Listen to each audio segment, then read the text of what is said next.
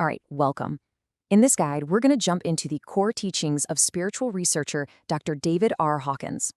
We'll break down his insights into a really practical roadmap for anyone who's looking for a deeper connection with, well, themselves and everything around them. We'll cover how to start, what traps to look out for, and how this whole journey actually leads to a pretty simple but profound truth. You know that feeling, right?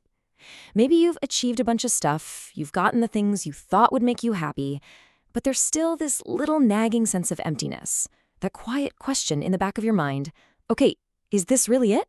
That feeling? That's not a bad thing. That's often the very first step on the journey. It's the call to awaken. Imagine this. You're a guest on some massive TV talk show.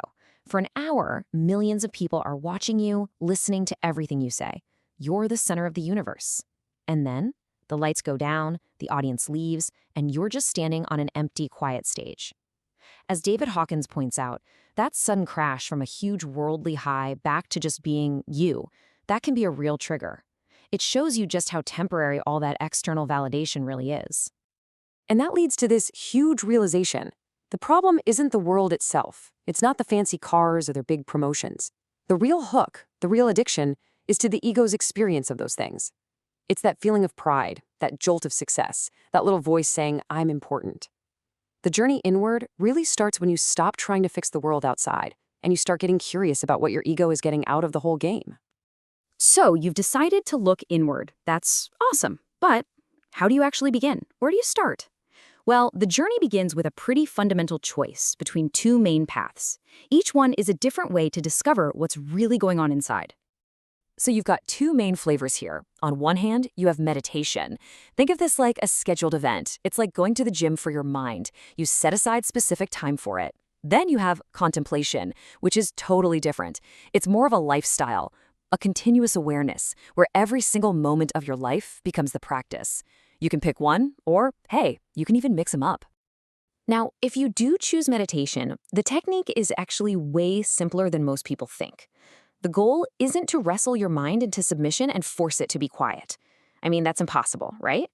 Instead, you just watch the thoughts as they pop up. And here's the real trick, the game changer. Stop looking for a little gap between your thoughts. Instead, look for the vast, silent field of awareness underneath them all, the space they're all coming from. This is just the perfect way to picture it. We usually get totally distracted by the individual thoughts, right? These flying fish that leap up into our awareness.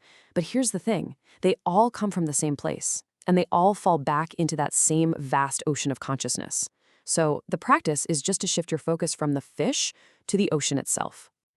Okay, so once you start your practice, you're naturally going to get more curious and more open. But this is where things can get a little tricky. It's so important to know about the common pitfalls and the spiritual tourist traps that can really lead you down the wrong road. David Hawkins had a great name for this, the New Age astral circus. You know, a world of tarot cards, psychic readings, all these mystical promises. He warned that, yeah, the paranormal stuff can seem really exciting and glamorous, but it's a huge distraction from the real internal work that needs to be done. It just pulls you into all these other realms you don't really understand. This is where you have to be really, really discerning. Always keep an eye out for these red flags. Any teacher or group that's demanding your money, your loyalty, or wants to control your life, that's a trap. Be super wary of secret rituals, lots of drama and theatrics, and especially, anyone who tells you they can sell you enlightenment. That stuff preys on our genuine curiosity, but it almost always leads to a dead end. Here's your cheat sheet for telling the difference. It's pretty simple. A true teacher wants to set you free. A false teacher wants to bind you to them.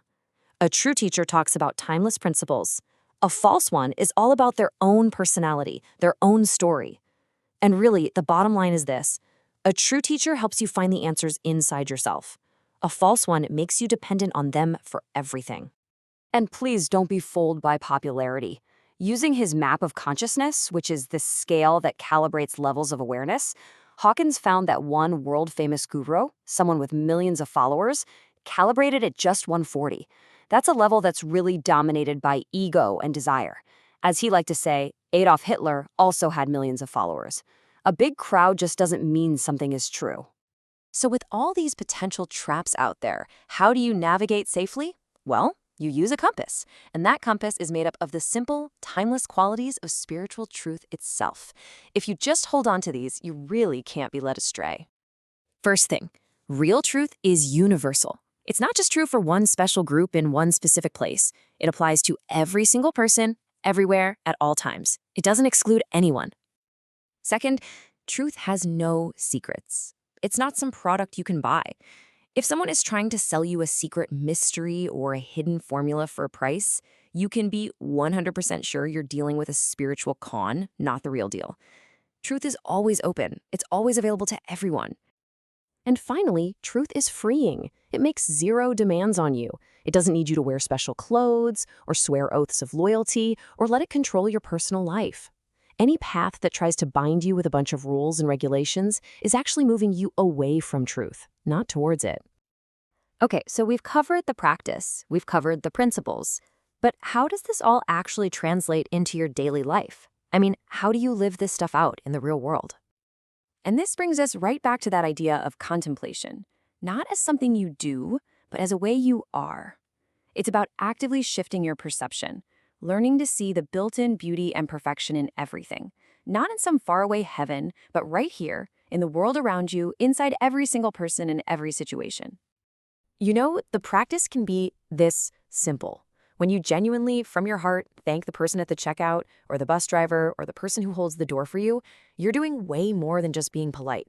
You're acknowledging their sacredness. You're seeing their inner worth. You're reflecting their own value back to them. And as David says, the way people respond will absolutely amaze you. And this quote, this really gets to the core of what spiritual progress actually looks like. It's not about having flashy visions or developing mystical powers. You know you're on the right track when you literally can't walk past a tiny beetle struggling on its back without stopping to help it. It's that spontaneous compassion for all of life that just starts to bubble up. Ultimately, when you boil it all down, after all the meditation and the studying and dodging all the dangers, the entire spiritual journey leads to one simple, profound thing: learning to be genuinely kind. That's it. That's the destination, and it's also the path to get there. Just by watching this, you've already taken a step. That call to awaken, it's always there, whispering. So the only question left is, how are you going to answer it today?